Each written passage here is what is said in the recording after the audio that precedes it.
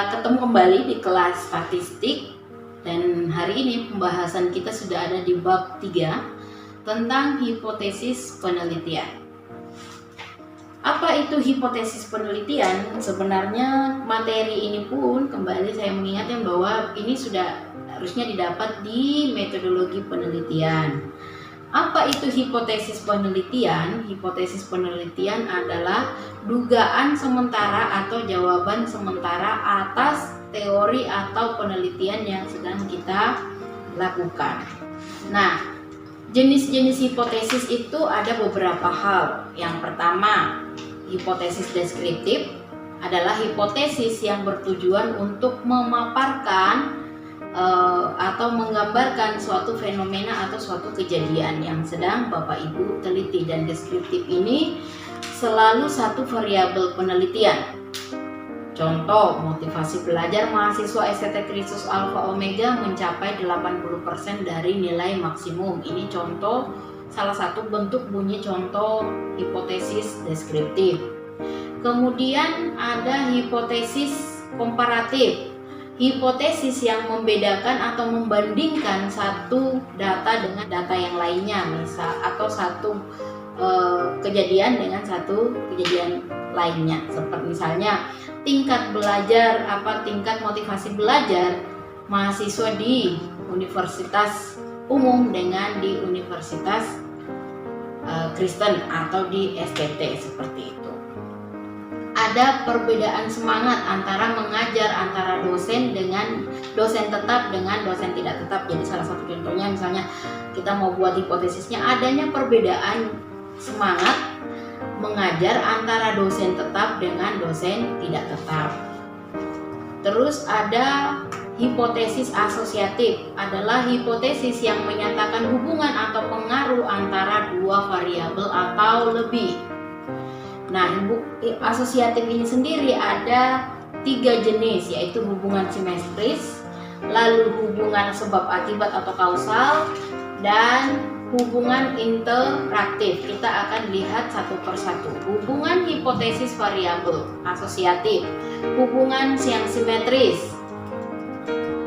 Contohnya ada hubungan antara promosi dengan tingkat penjualan, atau adanya hubungan antara promosi dengan jumlah mahasiswa yang masuk, yang diterima tahun itu. Lalu asosiatif yang masuk ke sebab akibat, misalnya kompetensi pedagogik pendidik berhubungan dengan kemampuan kerjanya atau kemampuan mengajarnya.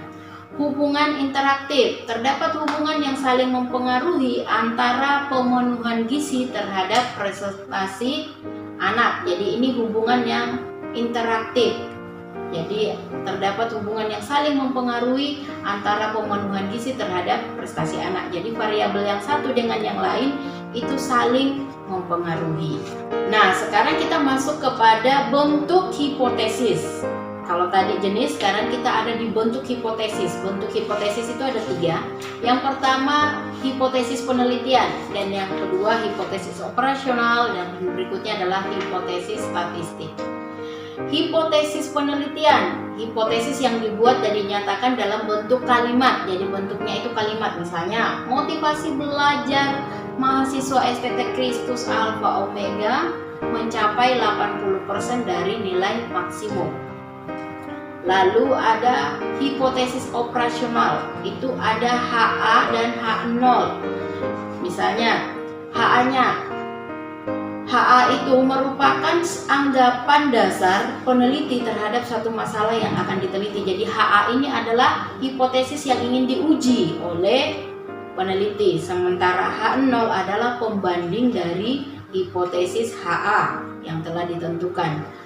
Hipotesis H0 lebih cenderung negatif atau bertolak belakang dari HA yang telah ditentukan oleh peneliti.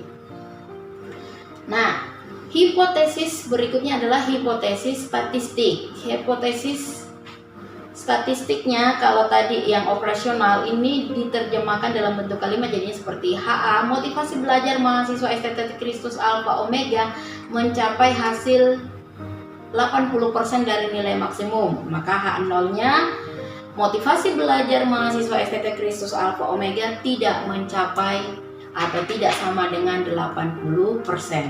Nah, kalau bentuk statistiknya bukan lagi dalam bentuk kalimat tetapi langsung HAP sama dengan 80% dari nilai maksimum dan H0P tidak sama dengan 80% dari nilai maksimum.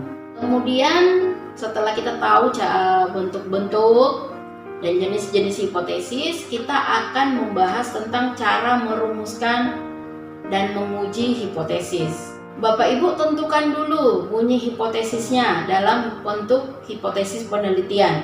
Lalu terjemahkan ke dalam hipotesis operasional, kemudian masukkan ke dalam hipotesis statistik. Setelah bunyi kalimat hipotesisnya sudah ada, Bapak Ibu mau menentukan taraf signifikansi yang Bapak Ibu gunakan. Mau 5%, 1%, atau 10%.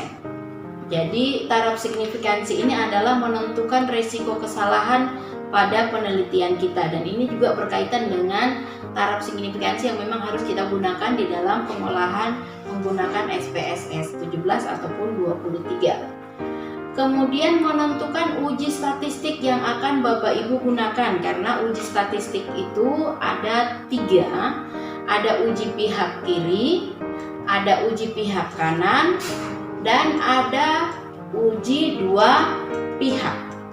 Untuk keterangan masing-masing Bapak Ibu bisa perhatikan di dalam diktat Bapak Ibu masing-masing.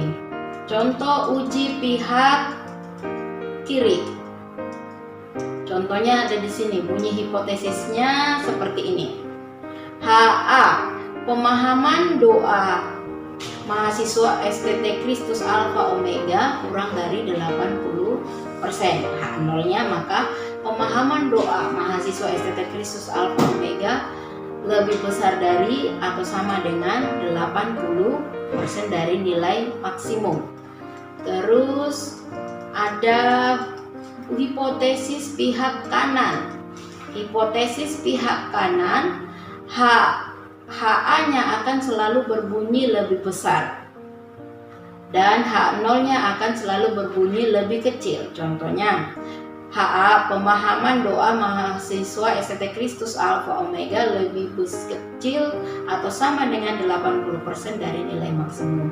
H0-nya, pemahaman doa mahasiswa STT Kristus Alfa Omega lebih besar dari 80% atau dari nilai maksimum. Kemudian kalau uji yang ketiga adalah uji dua pihak. Nah, kalau uji dua pihak ini ditandai dengan kata sama dengan. Jadi sudah menentukan satu target nilai tertentu yang tidak lagi dalam bentuk range tetapi sudah paten nilai itu yang dituju. Misalnya pemahaman doa mahasiswa STT Kristus Alfa Omega sama dengan 80%. Maka H0-nya pemahaman doa mahasiswa STT Kristus Alfa Omega tidak sama dengan 80% dari nilai maksimum. Nah, kalau uji dua pihak, nah seperti ini gambarnya, Bapak Ibu bisa perhatikan di dalam diktat. Nah, nanti untuk analisis uji hipotesisnya kita akan bertemu di bab selanjutnya, yaitu uji hipotesis. Terima kasih, Tuhan Yesus memberkati.